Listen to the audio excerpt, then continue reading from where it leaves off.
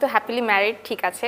হিমি আপুর কি অবস্থা আমাকে একটু বলেন। শুটিং এর মাঝে কি কেউ ফোন করে বিরক্ত করে বা কই আছো কোথায় আছো এরকম কোনো ফোন আসে কিনা? ফোন করে অনেক বিরক্ত করে। অনেক ওর প্রেমের কাহিনী আছে, সেগুলো বললে ওর বাবা মা আন্দাজে কথা বলে না, এটা বলে এগুলো বলা যাবে না।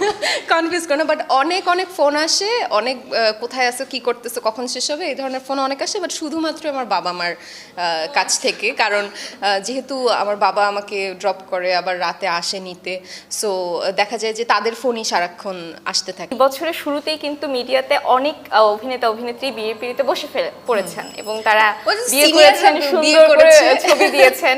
আপনার ছবিটা আমরা কবে দেখতে পারবো এরকম পরিকল্পনা আমি আছে যখন কিনা? ওনাদের মতো এত বড় হয়ে যাব, সিনিয়র হলে, তারপরে এখন আর ওরকম কোনো। হিমি আপু বাদে আপনার আর কোন কোন আর্টিস্টের সাথে আপনি কাজ করতে বেশি পছন্দ করেন? সামিরা খান মাহি, তানিয়া বৃষ্টি, ওদের সাথে কমফোর্টেবল এবং অনেক কাজ হয় ওদের সাথে। ইমির সাথে একটু বেশি হয়। আচ্ছা আপু, আপনার আমার মোশাররফ করিম ভাইয়ের সঙ্গে কাজ করতে খুব ভালো লাগে, নীলা ভাই ছাড়াও। আর আর কি